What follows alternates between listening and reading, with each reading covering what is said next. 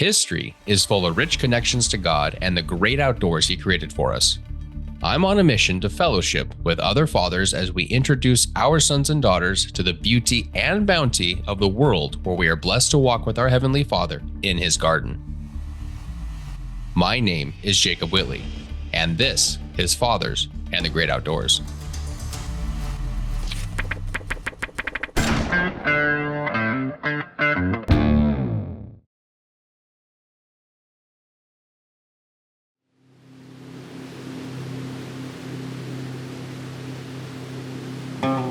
Welcome back to Fathers in the Great Outdoors. Make sure to hit that subscribe button. And if you want to check out more content, go to greatoutdoorspodcast.com.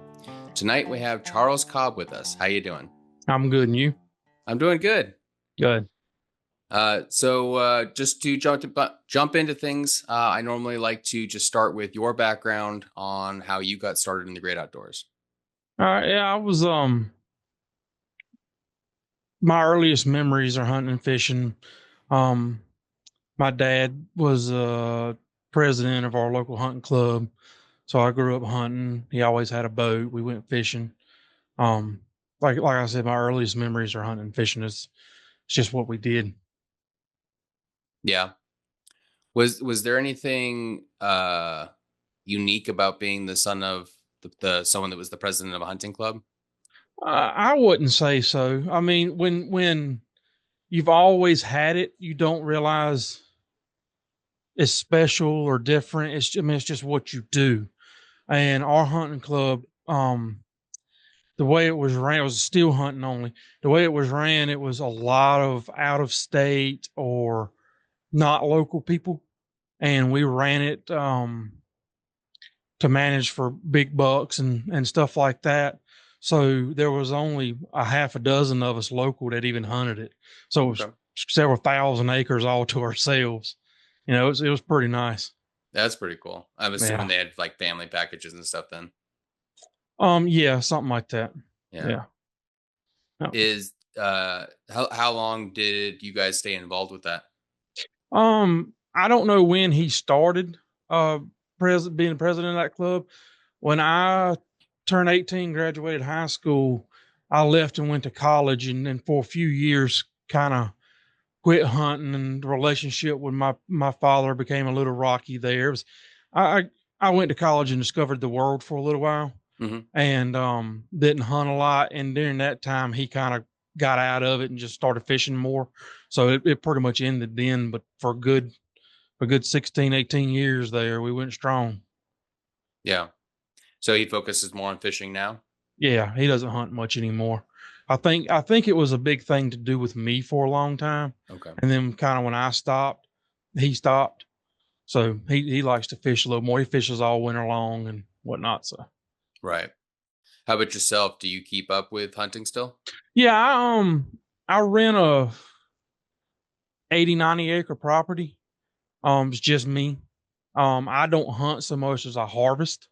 Mm-hmm. I've got some stands and I bait deer and I'll go shoot 4 or 5 a year, take my kids. But I don't call it hunting. I call it harvesting.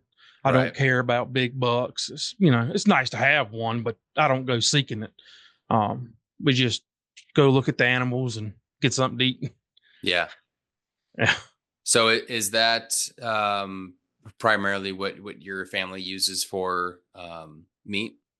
No, we're not one of those only eat wild game families.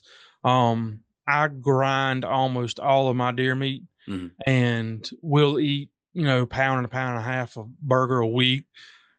Spaghetti, hamburger helper, chili, you name it, so we don't use store-bought hamburger for that. It's primarily deer meat. And you can't even say it's a cost saving things, because if you look at what I spend to hunt, you're not making up the difference that way. Yeah. It's fun to do, and you get something out of it, and that's nice. Okay. Do you find it's just kind of more convenient to go with the ground? Is there a particular reason? My family likes it better. Yeah. They're not big into deer steaks and things like that. I make some jerky and whatnot. It's just we eat a lot of ground meat, and I mix my deer meat with beef fat. Right. And it turns out really good. we're going to use it anyway. So I'm just using a lot, I use it that way. Yeah. And we do eat a lot of fish throughout the year too. I just assume eat that as I had deer anyhow. Right. Is that wild Oh, mostly? absolutely. Yeah. Yeah. I don't store bought fish at all. Yeah. Okay. All wild. So what was the process like with your kids getting into those different activities? I think my kids are a lot like me in the way that they don't know any different. It's you go hunting, you go fishing. Of course, they don't want to, they don't have to, but they've always been around it. I have a boat, we go out. It's what you do. They just don't know any different. And we live in a very small town, and everybody here hunts and fishes. It's not they're not the abnormal ones. It's you know it's just Right. part of everyday life. You go fishing. Yeah. Yeah. Is there a variety in that, or do they like a specific type of fishing? Um, my oldest is starting to get a bug for going offshore. I took him nearshore fishing for Spanish and bluefish and bonito a few weeks ago. Hmm. But he's got it in his mind he wants to catch a wahoo off a turtle. But I really don't think they care. They like being out on the boat. My oldest likes driving the boat, so as long as he gets to drive and whatever, then they're good with it. They're not particular. Yeah. Yeah. So is it always from a boat then? Not always. I live maybe a half a mile from the river, and our town has a nice little public walkway dock goes along the river. So sometimes, well, during the spring when the shad run for about a month, we'll go every day on the bank shad fishing. That's one of my favorite things to do. And then in the summer when it's Saturday afternoon, you ain't got a lot going on, we'll just pick up two brim rods and just sometimes drive the truck, sometimes the golf cart right down to the river and just go catch a brim or two. Just kind of get out in the house and have a little boy time. So it's Right. almost always from the boat if it's not right uptown. What do you like to use to fish with, as far as like lures and things like that? It depends on what I'm doing. I tie my own flies and jigs. So I like, anything I can catch on something I made myself, I Mm. like.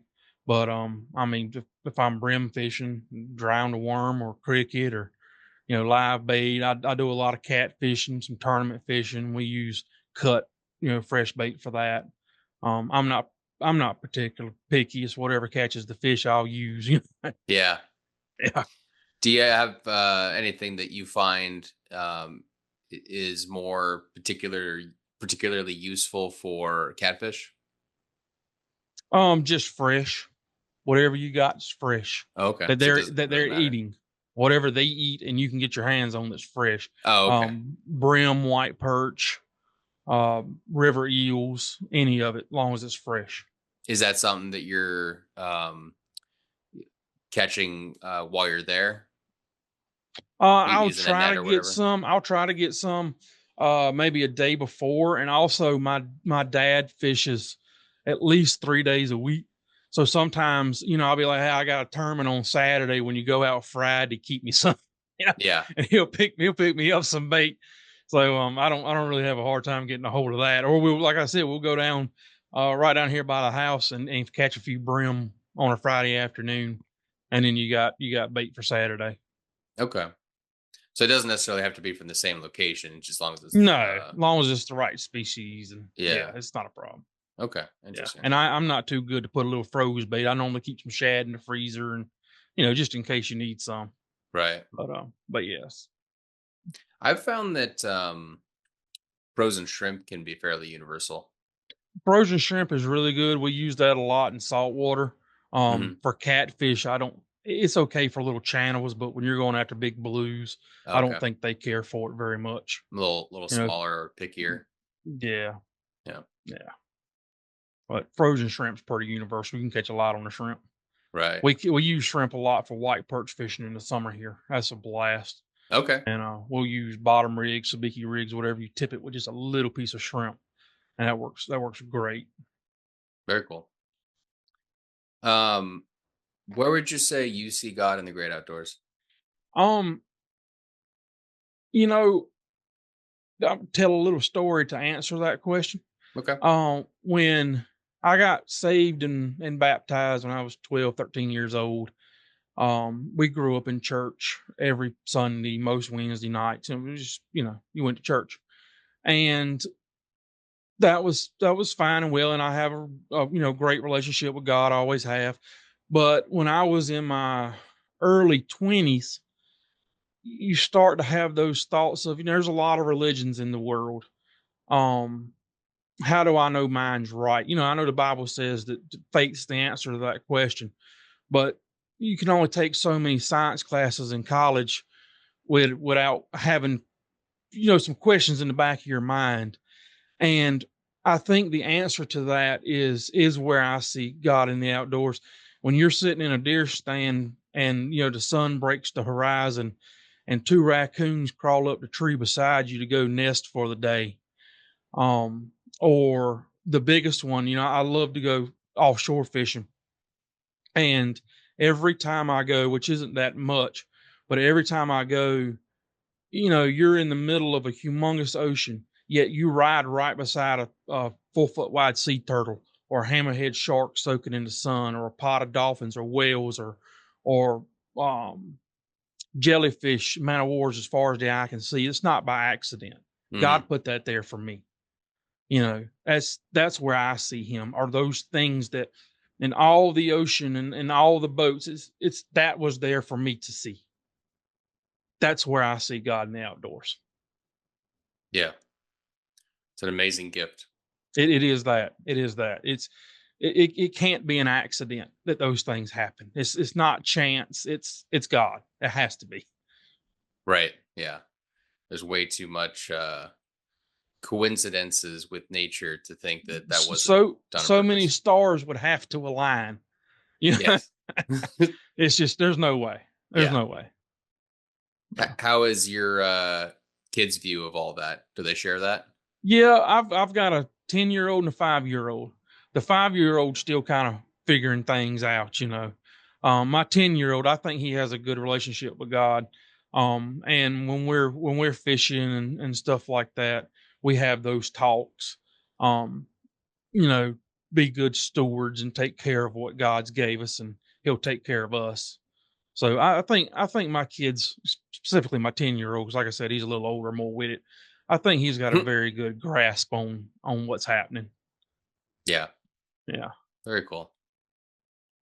How is their I assume you're a part of a church. Are they Correct. pretty involved with the youth community? Yeah, I think so.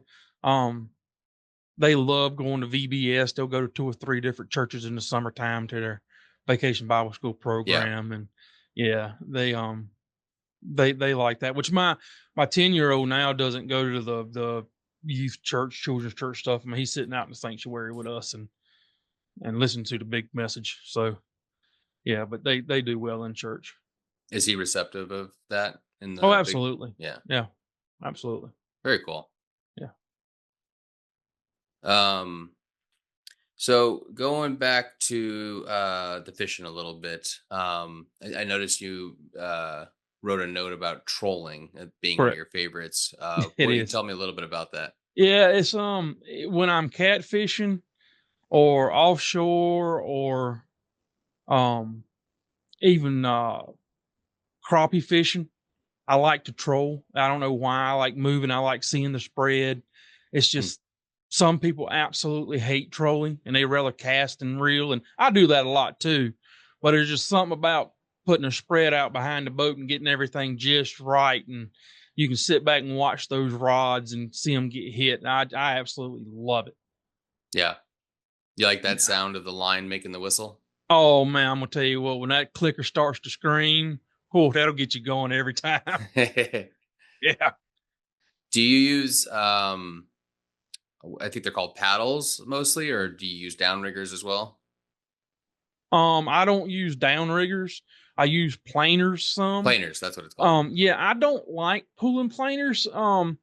You typically need to run it's like 50 to 100 foot leader behind your planer, Hmm. and unless you're using planer bridles to get them off so you can reel to the rod. They're a pain. So I've switched to pulling Nomad and I forget the other brand, but basically deep diving plugs. We've got trolling plugs you can pull 40 feet deep now, and it's just a whole lot easier. So I tend to use those instead of planers when I'm trolling. Okay. Yeah. Is there specific fish that you're going after when you're trolling? No, like I said, sometimes I troll for catfish. It's very slow. You're looking at a half mile an hour or less, but Hmm. I'll pull 6, 7 rods, just catfish and trolling. At crappie, I pull 4, 5, 6 rods. Offshore, I pull 7 rods. Um, if I'm offshore trolling, we're going for meat. Generally, a lot of mahi, wahoo, blackfin tuna. It's an expensive venture to go, so we don't get too snobby and try to target just one fish. It's whatever you can get in the cooler, which happens to be a lot of mahi most of the time. Hmm. That's not bad though. Oh, absolutely. It's my favorite fish in the world. Yeah. When your kids are joining you, do they are they more interested in the trolling? Is that kind of movement enough action, or do they They prefer casting? um they generally like the cast, or like when we white perch fish, your bottom fishing. So it's just send it to the bottom and wait for the tap, which generally doesn't take long. So they really like that because it's fast action. Hmm. And then when we go brim fishing, it's cork and a hook. And I've fished for a lot of things, and one of my favorites is still watching a cork get sucked underwater by a brim. It's absolutely fantastic. So they enjoy that too. It's a Yeah. lot of fun. I forgive me if you've already said this, but have you taken them hunting? Oh yes. I sent you a picture. My oldest has killed his That's first right. deer last year.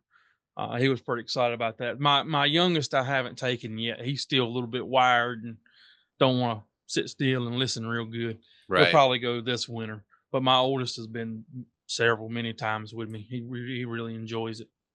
What Yeah. was that first year experience like for him? I thought it was pretty good.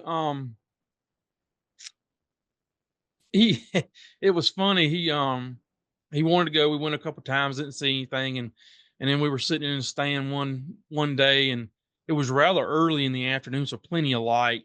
This nice little 5-pointer walked out to the corn pile 50 yards away, and I was like, "Listen, he doesn't know you're here. You've got all day. Take a shot when you're ready." And perfect shot, heart shot. Deer fell where it was. I mean, it was textbook perfect. And I told him, I'm gonna let you know something. It doesn't happen like this all the time. Most people's deer are on a nice little 5-pointer, and I'm saying I expected this person to be a doe or something like that. Yeah, But yeah, it's needless to say he was pretty well hooked after that. that's awesome. Yeah. But he likes sitting in the stand with me and watching the turkeys come out and seeing the squirrels, and he does pretty good with just enjoying the nature Right. along with harvesting the animals. Yeah. In the stand or even on the boat, kind of that isolated Hmm. place, do you find him opening up at all about things that he wouldn't normally talk about? We do in the boat pretty good, not in the stand so much. I try to teach him to be quiet. Hmm. So we do some talking on the way to and from hunting, but not while we're hunting. But in the boat, yeah, we'll have those man to man, dad to son, heart to heart talks, and he does pretty good, which I have raised him to. If he has any questions for me or his mother, we're an open book. I have nothing in my life to hide. It's not all been wonderful or perfect by any means. But if he wants to know something, I'll tell him. And I find that we try to be open enough with him that he doesn't need that one-on-one time to be open. Hmm. He's pretty well open just at the house. Um, so we try to use that time on the boat just to enjoy being together and the what God's given us in the water, and it's we'll have those moments, but I try not to make that the time that we have to have those moments. Right. We're like I said, we're pretty open at the house. So just if you got something to say, let's talk about it. Yeah, that makes When sense. he's ready. Mhm. Yeah. Does he do, or either of your kids, any of the rigging of the lures? Oh man, my oldest one and my youngest one's getting into it now. My oldest one, we pour our own lead jig heads and powder coat them and tie jigs and flies, and he loves doing that. Um, yeah, rigging lures and the whole 9 yards, playing with the fishing poles. My youngest one's a fishing pole fanatic. He Mm, wants to know everything about every one of and what it can catch and the whole night. Yeah, my oldest one's he's big into helping get things ready and get the boat ready and which lure are we using and which one can I use and can I pick one out. He loves it. yeah. Yeah. So you mentioned a few times now about the using different rods to catch different types of fish. Mm. Um, what would you say is kind of the um, cliff notes of that kind of knowledge? Meaning what? These just like in my own experience fishing with my grandfather, I've maybe used, I don't know, three different types of poles at once, um, in very different locations. Like the pole that's behind me here, Uh it's huh. almost always the one that I grab when I go to the ocean. Okay. So I'm not l- at least knowledgeable when it comes to pole types. I have some uh, information in my head about like lengths and things like that, but as Hmm. far as like using something for a specific fish, that's not something that I'm too familiar with. I don't use stuff for specific fish so much as size. Mm, So I've got poles that I use for catfishing that I use to catch dolphin on mahi hmm. offshore because the line weight and class of the rod and reel matches your target species. Okay. I don't buy rod and reels for specific species. It's line class and fish size. Hmm. So I catch white perch and brim and shad and a lot of things all on my light gear. And I've got a whole set I use for catfishing. Um, I do have a set specifically for catfishing. Um, but then I've got medium sized stuff, you bass fish and trout fish and redfish. It's more size class than specific fish. Right, that makes sense. Yeah. Is the stats on a rod like that something you're able to eyeball, or is that more something that you read when you're purchasing it? I don't purchase any of mine without touching them. Okay. Um I have a few, but very rarely. For me it's the action. I generally like a lighter action. No matter what fish I'm fishing for, I want a light action for that fish, Yeah. um, and like I said, line class and weight class size. So, if you're going catfishing, you want a rod that, is rated for 12 to 20 pound line, and maybe 2 ounces of weight, 6 ounces of weight, depending on around here. It doesn't take much. We don't have much current. Uh, and that's really all I'm looking for. And that pairs well with whatever size reel you're using. You don't want to put a reel the size of that one back there on a brim pole. Yeah. So Yeah. it's a combo deal. Right. But yeah, it's just line size, weight size. And Interesting. for me, as long as you are comfortable with, I don't like short rods. 6 foot minimum, and most of my stuff's 7 foot. Yeah. Is that the same for the lakes too? Yeah. Yeah. All the only stuff I have short are trolling rods that are 6 foot, but everything else is long. You can't cast short rods. So I like Okay. long rods and I like limber noodly rods. They're Right. just more fun. How many rods would you say you have? I don't have that many. I probably got it. I'm probably around 30, maybe. Yeah. So it's not too bad. I've only got one corner of the garage full of rods. Can't see the corner, but it's in all in one Yeah, corner. that's right.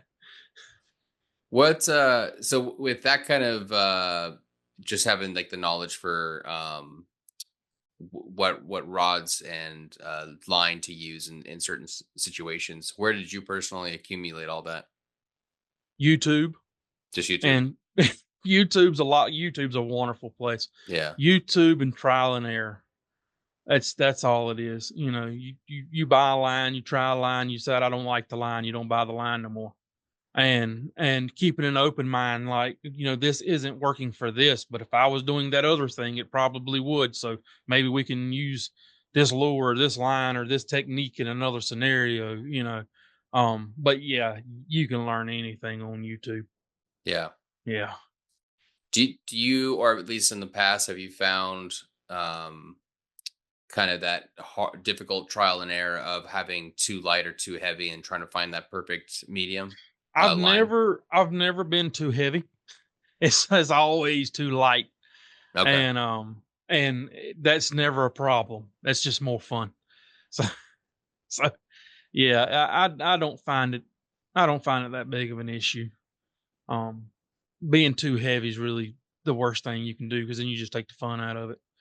I mean, you can catch anything on a broom handle. Yeah. Yeah. But it isn't very fun. So I tend to go light for everything, and you know, you might need a little bit more drag, but that's okay. It's about having fun.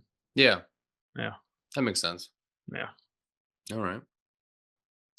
I also saw you made a note about loading your own ammo. Correct. I do. That's right. What got you into that? That I tell you what got me into that. I don't know how long ago it was now. I bought my first pistol. I've always had rifles and shotguns, but growing up we didn't use handguns for anything. So I bought a pistol and then I started shooting USPSA pistol competitions when I Hmm. lived in Greenville.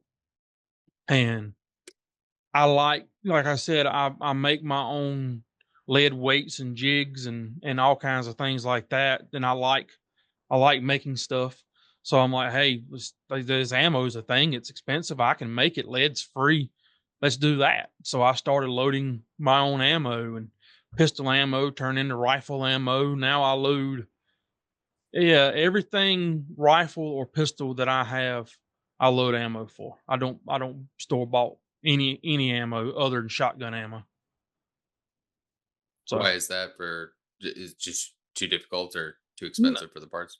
I don't shoot that much shotgun, Okay. and it takes a whole different press. You can't Yeah. reload shotgun ammo on a pistol rifle press, Hmm. so it's just really isn't worth it for me. Yeah, that makes It's sense. not that I wouldn't, and I just don't. So, but I load a lot of rifle ammo. My kid loves going to the range and shooting ammo. So I've told him, I said, if you're going to shoot it, you got to load it. So he gets right out there with me and loads ammo. He absolutely loves it. Oh yeah, that's fun. Yeah, Good little lesson growing up. absolutely. Yeah. Um, so going back to the faith side, Hmm. what would you say you think is the significance and importance of a father's role in teaching their kids about Christ? I think it depends on the kid. Some kids do well without a father figure. Most do not. I think a father figure is important. My wife, God bless her, I love her to death, and without her, them kids they'd be lost. Uh, but she loves them so much she'll give them anything, and I'm the one that Yeah. has to be. Yeah, I don't, you know, I don't know about that, you know. So I think it's important for them to see a father take care of his household, take care of his family, and part of that is making sure that they're ready for what happens next and that they have a relationship with God. And she's done a lot better at that than I have. But especially having boys, I know my boys want to be their father. They want to do the things I do. They want to go the places I go. And if I go to church, they'll want that too.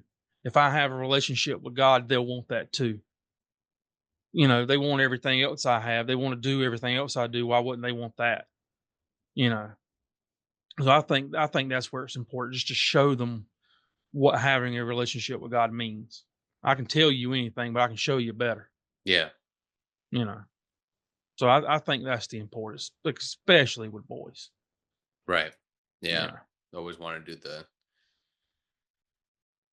walk in the footsteps and That right, repeat right, right. actions and stuff, That's right.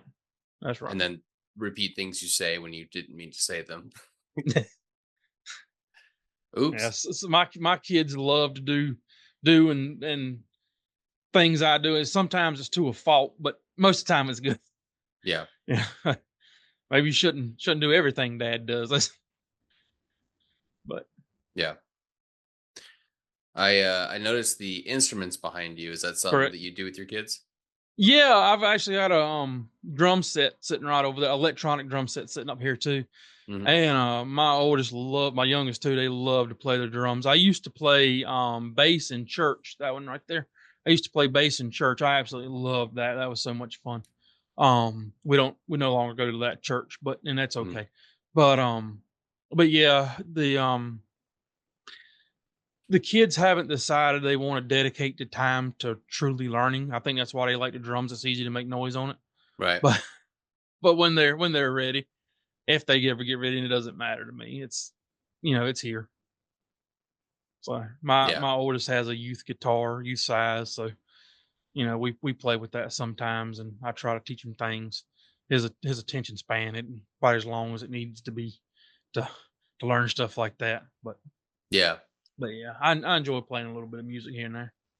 Very I'm cool. not particularly good at any of it, but I try. My musical skills are extremely novice, so Mm. I'm sure it's better than me. Yeah, I started playing guitar, and then somebody told me if you could count to 8, you could be a decent bass player, and turns out they were right. So I do a lot better on the bass than I ever did on guitar. Hmm. I don't think I've ever tried bass. It's a lot less strings, no Right. chords. It's a lot easier. Right. Yeah, Yeah. Maybe I'll have to pick one up someday. and everybody else likes to play guitar. So when you're the guy that plays bass, you get a lot more invites to go hang out. Yeah. There you go. Little jam Yeah, that's sessions. right. Right. There's I think it's Charlie Kirk made a quote that kind of hit his evidence for God being real is that we're the Hmm. only mammal that focus or creates music. And where does something like that come if not the soul, the added piece that some other things might be missing? I can understand it. I think that quote falls apart if you were to include birds into it. That's probably true. I guess the question with that is whether or not they're doing a tune or if it's more of just a natural part of the mating call or whatever it is. Fair enough. Fair enough. But yeah, Yeah, but that's a good point about the birds. That's God's. It's jam session with God. that's He's right. He can make music too. That's right. yeah. That's right. There you go. So here's actually a new question I've recently added Sure. to these interviews. In Genesis, I don't know if you're familiar with Esau, one of Isaac's sons, Hmm.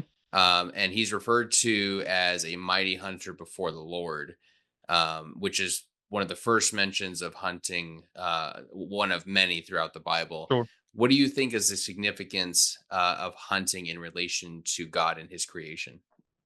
I mean that would go back to Adam and Eve, right? Like we're called upon to take care of the animals and provide for our families, and I guess that's one and the same. Uh, he put them here for us to take care of as well as use. As far as I'm concerned, a living animal and a living plant ain't too far apart. You take care of them both and use them wisely, and they'll serve you well. Yeah. I've tried to teach my kids that a lot too. Um, Growing up, we managed a hunting club for big deer, but it wasn't about conservation. Um, we played fast and loose with a lot of hunting and fishing rules when I was a kid, and I have done everything I could to teach my kids that conservation is extremely important. Taking care of God's creatures and making sure they're here for the next generation is very important. Um, we don't. I do probably more catch and release fish, especially freshwater. Saltwater, no, absolutely not. But freshwater, I do more catch and release fishing than I do keeping. I'll keep some to eat, but I don't need a freezer full. I can go get fish whenever I want them. Um, Hmm. so I do a lot of catch and release, and which I think is one reason I've never heard anybody say this. I think it's one reason I like fishing better than hunting. If you could catch and release hunting, I'd be a lot more into it. To But you can start only using shoot so darts. many deer and squirrels. Yeah. You know what I'm saying? I mean, I like watching them walk and being in nature too. I get that, but I can conquer the fish and let it live to see another day. And that's fun to me. Yeah. So, Well, but there are probably ways you could go about doing that. Like if you were into photography and you yes, yeah, consider you that can your always shot. shoot them with a camera. Yeah, I Yeah. get that too. But if I ain't got my hands on them, I never really got them. Yeah. Right. Yeah. Yeah. There's I don't know if they still do this. But it was probably over 10 years ago when I heard about it.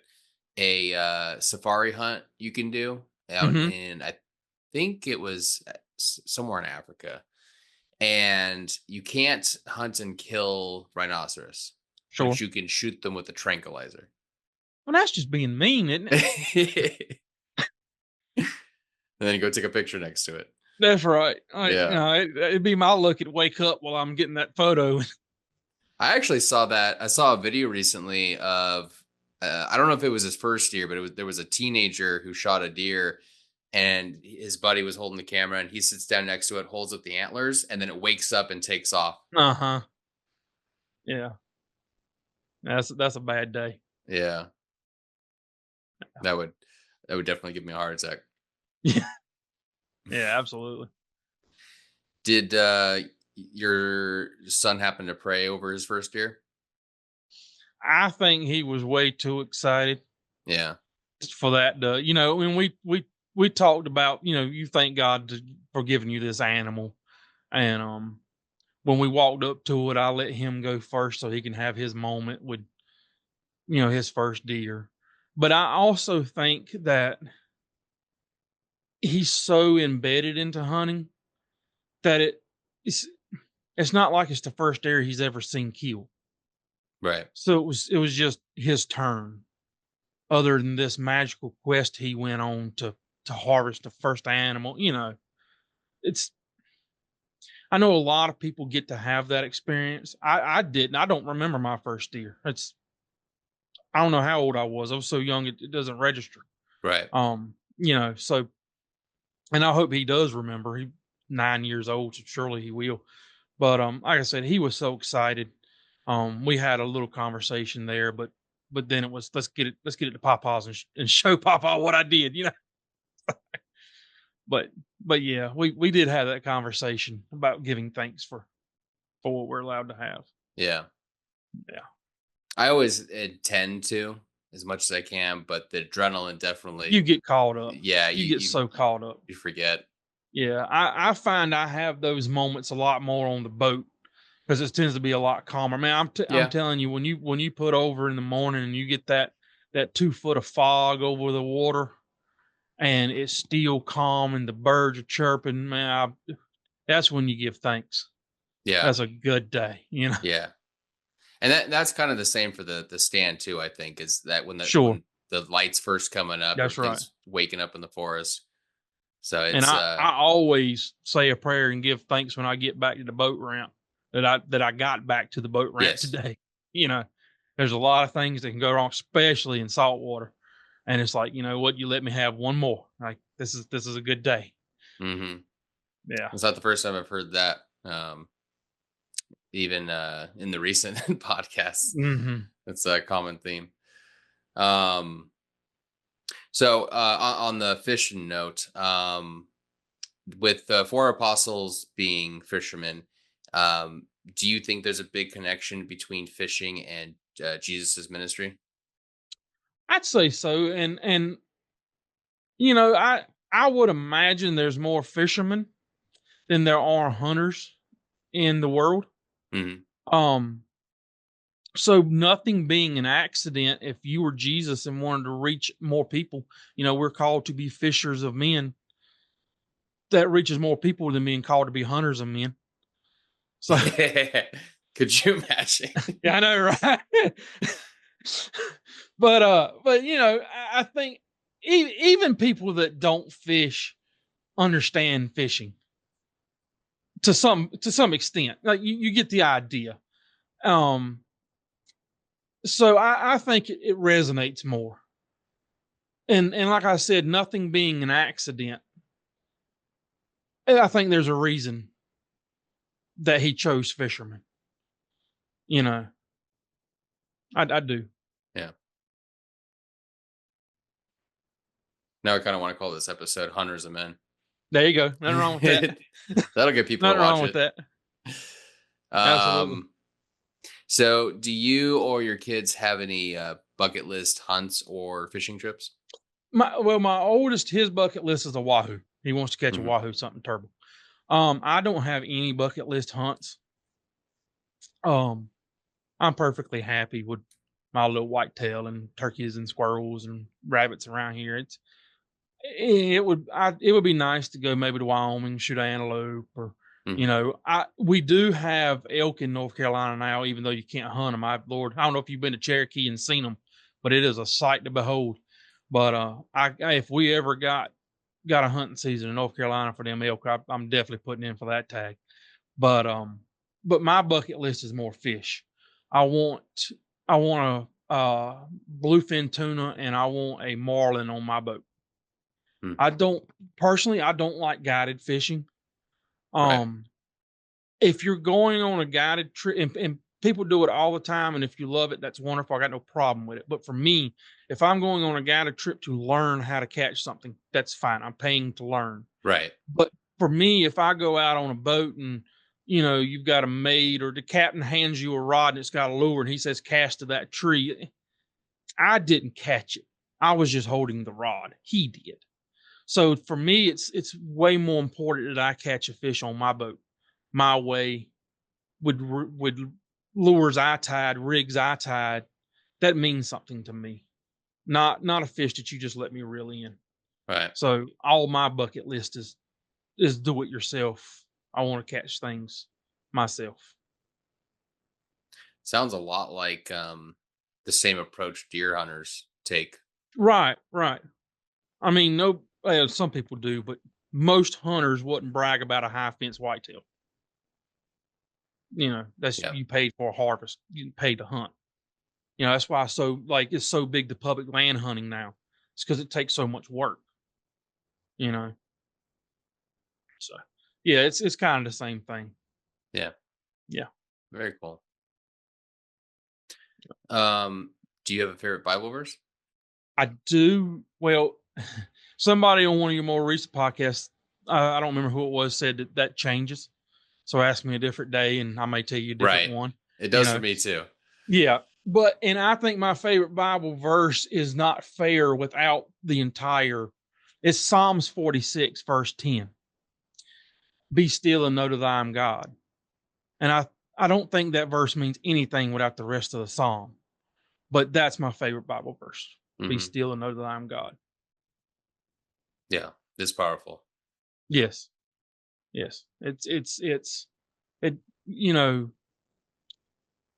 Leadership will come and go, countries will come and go, disasters will come and go. But if you believe in me, you'll be okay.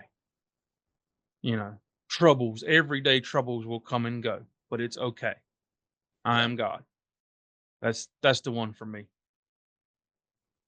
I have a license plate cover frame.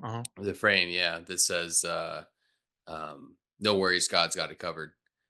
I ended up buying it to put on my car because I saw it on someone else's car on a day that I kind of needed to see it. Yeah, that's right. Yeah. That's right. Yeah. And I think I'll tell you something else too. I think that Bible verse for me is God bless my wife's soul. She is my be still. There's so many times I'll call her and be like, this thing has happened. I don't know what to do. And she's like, it's okay. It's okay. Come home. Let's talk about it. It's okay. She's my comfort. She's my rock.